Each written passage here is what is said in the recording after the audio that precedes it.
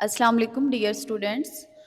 कल हम first year math chapter 7 discuss कर रहे थे, जिसके अंदर हमने जो टॉपिक डिस्कस किया था वो था कम्बिनेशन, और कुछ हमने एक्सरसाइज के क्वेश्चन भी सॉल्व किए थे। आज हम 7 पॉइंट एक्सरसाइज के नेक्स्ट क्वेश्चन नंबर 4 से ऑनवर्ड डिस्कस करेंगे, जिसमें क्वेश्चन नंबर 4 है हाउ मैनी डायगनल्स, यानी इसके अंदर हम डायगनल्स फाइंड करेंगे and triangles can be formed by joining the vertices of polygon having 5 sides. यानी आपने यहाँ पे चेक करना है कि आपके पास एक पॉलीगॉन है जिसके अंदर 5 साइड्स हैं। उस पॉलीगॉन के अंदर आपने देखना है कितने डायगनल्स बन रहे हैं और उसके अंदर कितनी ट्रायंगल्स बन रहे हैं। अब हम पॉलीगॉन को अगर हम देखें तो ये एक 2 डायमेंशनल शेप होती है, जिसमें 3 या 3 से ज़्यादा वर्टिसेस से मिलकर बनती है। यहाँ पे हमारे पास जो पॉलीगॉन है उसमें 5 साइड्स है। इसका मतलब अगर 5 साइड्स है तो उसके अंदर जो वर्टिसेस होंगे वो भी आपके पास 5 वर्टिसेस होंगे। उन 5 वर्टिसेस से मिलने वाली जो शेप है उसे हम पॉलीगॉन हैविंग 5 साइड्स कह सकते हैं। अब हम सबसे पहले इसमें चेक करेंगे कि हमारे पास डायगनल्स कितने हैं इसमें। तो डायगनल्स को फाइंड करने के लिए यहाँ पे हमें पहले चेक करना होगा कि इसके अंदर ये लाइंस कितनी बन रही है, ये लाइन सेगमेंट कितनी है। और अगर हम देखें तो जो लाइन सेगमेंट होती है वो 2 वर्टिसेस से मिलकर बन रही है, यानी हम लाइन सेगमेंट उसे कहते हैं जिसके 2 एंड पॉइंट्स होते हैं। तो अगर 2 वर्टिसेस को मिलाएं तो हमारे पास एक लाइन सेगमेंट बन रही है। तो अगर हमें ये सारी लाइंस का पता चल जाए कि टोटल कितनी लाइंस हैं इन लाइन सेगमेंट में से, अगर हम ये साइड्स निकाल दें, ट्रायंगल की जो साइड्स हैं उनको हम पॉलीगॉन की जो साइड्स है उसको हम अगर निकाल दें तो हमारे पास जो बाकी लाइन सेगमेंट बचेंगे वो हमारे पास डायगोनल होंगे। अब यहाँ पे जो हमारे पास 5 साइडेड पॉलीगॉन है तो उसके अंदर जो वर्टिसेस होंगे वो भी 5 होंगे। और अगर हम 2 वर्टिसेस को मिला रहे हैं तो उससे जो लाइन सेगमेंट बनेंगे उसे हम 5C2 कह सकते हैं। यानी उसके अंदर n 5 है और r जो होगा वो आपके पास 2 के इक्वल होगा, क्योंकि हम 2 वर्टिसेस से मिलके एक लाइन सेगमेंट हमें मिल रही है। और इसका अगर आप फॉर्मूला ओपन करें जो हमने कल डिस्कस किया था, n factorial NCR is equal to n factorial over n minus r factorial multiplied by r factorial. तो ये आपको कॉम्बिनेशन मिल जाएगा जो कि 10 है। यानी इस पॉलीगॉन के अंदर जिसके अंदर 5 साइड्स है उसके अंदर जो टोटल लाइन सेगमेंट्स आ रही हैं वो आपके पास 10 आ रही है। आपने डायगनल्स फाइंड करने हैं, तो टोटल आपके पास जो नंबर ऑफ साइड्स हैं वो 5 है। टोटल नंबर डायगनल्स में से, यानी जो टोटल आपके पास लाइन सेगमेंट्स आई हैं उसमें से नंबर ऑफ साइड्स आप सब्ट्रैक्ट कर दें तो आपके पास टोटल जो डायगनल्स हैं वो आ जाएंगे, वो आपके पास 5 है। और आप इस शेप से काउंट भी कर सकते हैं कि इस शेप में जो टोटल डायगनल्स बन रहे हैं वो भी आपके पास 5 ही बन रहे हैं। उसके बाद नेक्स्ट हम चेक करेंगे यहाँ पे कि यहाँ पे ट्रायंगल्स कितनी बन रही है। तो ट्रायंगल तब बनती है अगर 3 वर्टिसेस को मिलाया जाए, यानी 3 वर्टिसेस को मिलाएंगे तो हमारे पास ट्रायंगल बनती है। तो यहाँ पे आपके पास 5 साइडेड पॉलीगॉन है जिसके अंदर टोटल जो वर्टिसेस है वो 5 है। तो अगर 3 वर्सेस को मिलाएंगे तो यहाँ पे जो हमारे पास ट्रायंगल्स बनेगी वो 5C3 होगा। यानी R आपके पास 3 है, N आपके पास 5 है, तो इसको भी आप सिंप्लीफाई करेंगे तो आपके पास 10 आ जाएंगे। यानी 5 साइडेड पॉलीगॉन के अंदर आपके पास टोटल 10 ट्रायंगल्स बनेंगी। इसी तरह नेक्स्ट क्वेश्चन है question number 5। The members of a club are 12 boys and 8 girls. यानी एक क्लब है उसके अंदर जो टोटल मेंबर्स हैं उसमें 12 बॉयज है और 8 गर्ल्स हैं। In how many ways can a committee of 3 boys and 2 girls be formed.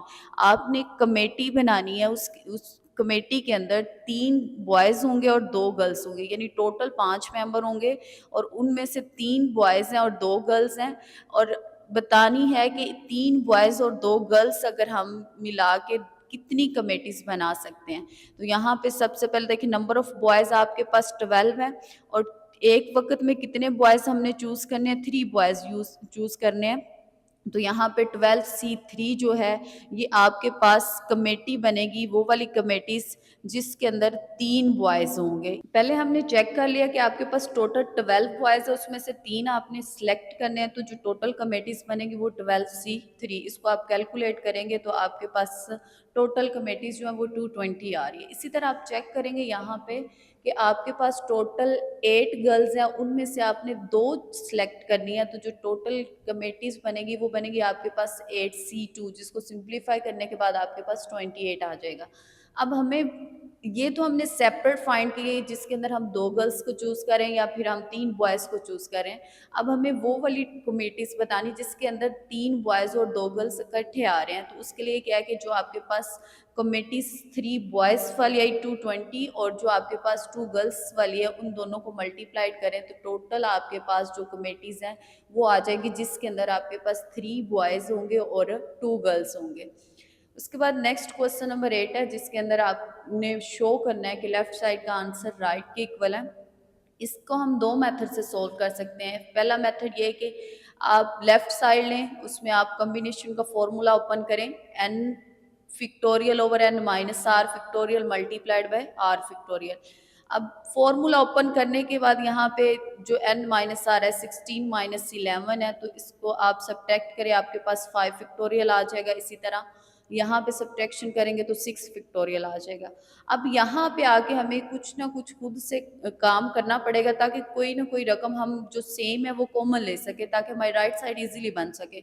तो यहाँ पे हम ऐसे करेंगे कि जो हमारे पास 11 फैक्टोरियल है इसको एक स्टेप बैक हम ओपन कर सकते हैं, यानी एक स्टेप पीछे जाएं तो 11 से पीछे 10 होता है, तो 10 तक इसको ओपन कर सकते हैं, इसलिए क्योंकि इस टर्म के अंदर आपके पास 10 मौजूद है।